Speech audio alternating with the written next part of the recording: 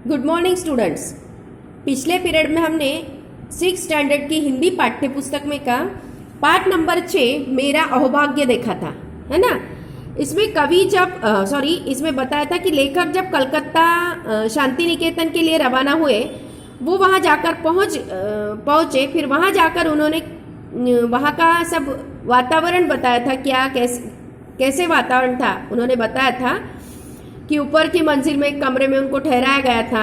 कमरे के बाहर विस्तृत बरामदा था। बरामदा में खड़े होकर बाहर देखा जाए तो क्या दिखता था, घने बकुल वृक्ष दिखाई देते थे। इस तरह से उन्होंने वर्णन बताया था। फिर क्या हो गया, दूसरे दिन प्रातःकाल जब उनको पता चला कि गुरुदेव का स्वास्थ्य ठीक नहीं है तो वो कार्यक्रम में नहीं आ पाएंगे, तो इस बात को सुनकर वो बहुत निराश हो गए। फिर उनको मालूम पड़ा कि डॉक्टर ने उन्हें बताया कि केवल 15 मिनट तक तो आप यानी उनको समय दिया था 15 मिनट का, कि इस 15 मिनट में तुम लोग गुरुदेव का दर्शन कर सकते हो और संक्षिप्त वार्तालाप कर सकते हो, ऐसे बताया था ना। तो यह बात सुनकर उनकी खुशी का ठिकाना न रहा, यानी वो बहुत आनंदित हो गए, बहुत खुश हो गए, अत्यंत प्रसन्न हो गए। फिर क्या हो गया देखो, मध्याह्न के बाद गुरुदेव की भेंट हुई, है ना। मध्याह्न यानी दोपहर के बाद गुरुदेव की फिर भेंट हो गई। फिर करीब 4 बजे हो गए जब भेंट हुई। वो टाइम कौन सा था, 4 बजे का टाइम था। गुरुदेव की धारणा थी कि कुछ 2-3 आदमी ही होंगे, पर जब उन्होंने हम 15 जनों को देखा तो मजाक में उन्होंने कहा, अब मेरी क्षमता दरबार लगाने की नहीं रही। इस मकान में जगह की भी कमी है। फिर हम सबको गुरुदेव से परिचय कराया गया। बाद में वार्तालाप शुरू हुआ। क्या कहा गुरुदेव ने, देखो दोपहर के बाद उनकी 4 बजे करीब 4 बजे उनकी गुरुदेव से भेंट हुई। गुरुदेव की धारणा थी कि उनको क्या लगा कि कुछ 2-3 लोग आए होंगे मिलने के लिए, लेकिन ये कितने जन थे, 15 जन थे। इन 15 जनों को देख के गुरुदेव ने क्या कहा कि ऐसे मजाक में कहा उन्होंने कि मेरी क्षमता अब इतने जनों का दरबार लगाने की नहीं रही है ना, इतने जनों को मिलने की मेरी क्षमता नहीं है। अभी मेरी क्षमता कम हुई है, मैं थक गया हूँ। अब इस मकान में जगह की भी कमी है। उन्होंने कहा कि इस मकान में जगह भी कम पड़ रही है, इसलिए क्या बताया उन्होंने कि मेरी क्षमता दरबार लगाने की नहीं रही है। फिर क्या हुआ, फिर सबको गुरुदेव का परिचय कराया। फिर गुरुदेव के साथ वार्तालाप शुरू हो गया। वार्तालाप यानी बातचीत शुरू हो गई। फिर क्या हुआ देखो, चर्चा के दौरान गुरुदेव ने कहा, अब से 50 बरस पहले जब मैंने कहानियां लिखना शुरू किया था तो इस क्षेत्र में एक आदमी था। मेरी प्रारंभिक कहानियों में ग्रामीण जीवन के संसर्ग का ही वर्णन है। उसके पहले इस तरह की कोई चीज बांग्ला भाषा में नहीं थी। मेरी कहानियों में ग्रामीण जनता की मनोवृत्ति के दर्शन होते थे।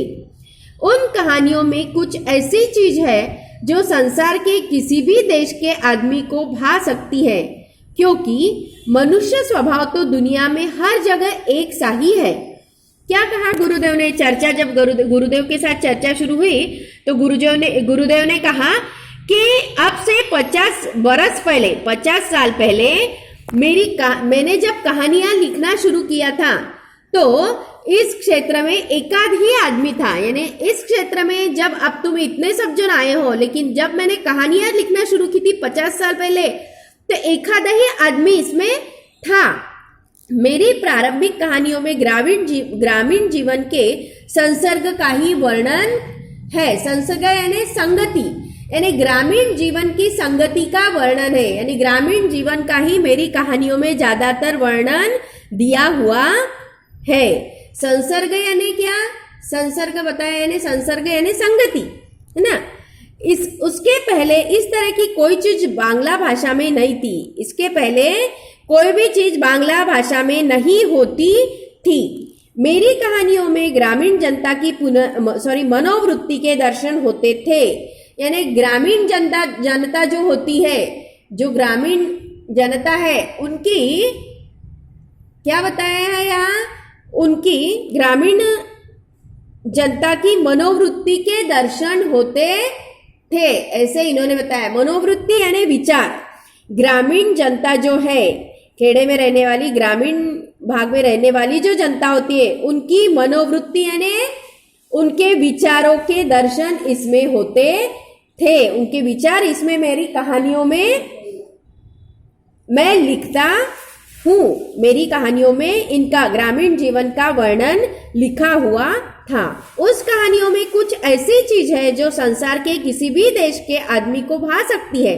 मेरी उन कहानियों में क्या बताया है, ऐसी चीज है, यानी ऐसा कुछ वर्णन मैंने किया हुआ है, ऐसा उसमें बताया हुआ है कि उसमें क्या है कि जो संसार के किसी भी देश का आदमी रहो तो उसको क्या होगा, वो कहानियां भाएगी, यानी वो कहानियां उसको भा सकती है, उनको समझ सकती है। समझ में आया? ऐसा इसमें बताया हुआ है कि कोई भी संसार के किसी भी कोने का, किसी भी कोने में किसी भी देश में से आदमी है तो उसको ये कहानियां भा सकती है, क्योंकि मनुष्य स्वभाव तो दुनिया में हर जगह पर एक सा है। क्योंकि उन्होंने बताया कि मनुष्य का जो स्वभाव है वो दुनिया के कोई भी कोने में जाओ, हर जगह पे मनुष्य स्वभाव एक जैसा ही होता है, ऐसे गुरुदेव ने कहा है। गुरुदेव कुछ समय के लिए रुके, तभी अपने आप मेरे मुंह से निकल पड़ा, गुरुदेव, आपके मन में काबुली वाला इस कहानी का विचार कैसे आया? उन्होंने कहा, उनको गुरुदेव कुछ समय के लिए रुके तो इनके लेखक के मुंह से एकदम सवाल निकला, प्रश्न निकला कि गुरुदेव, आपके मन में काबुली वाला इस कहानी का विचार कैसे आया? यानी गुरुदेव लेखक ने उनकी कहानी काबुली वाला इस कहानी के बारे में उनको बताया। ये कहानी उन्होंने लेखक ने पढ़ी थी, तो लेखक ने उनको पूछा कि काबुली वाला जो कहानी आपने लिखी है उसका विचार आपके मन में कैसे आया? ऐसे उन्होंने पूछा। यह लोकप्रिय कहानी देश के सभी भाषाओं के सभी बच्चों को बहुत ही प्यारी लगती है। ये काबुली वाला यह कहानी बहुत ही लोकप्रिय है और देश के सभी भाषाओं के सभी बच्चों को ये कहानी बहुत ही प्यारी लगती है, ऐसे लेखक ने उनको पूछा, बताया। ठीक है बच्चों, इसके बाद में का पाठ हम अगली पीरियड में बाकी जो बचा हुआ पाठ है उस पर चर्चा करेंगे। ठीक है बच्चों, धन्यवाद।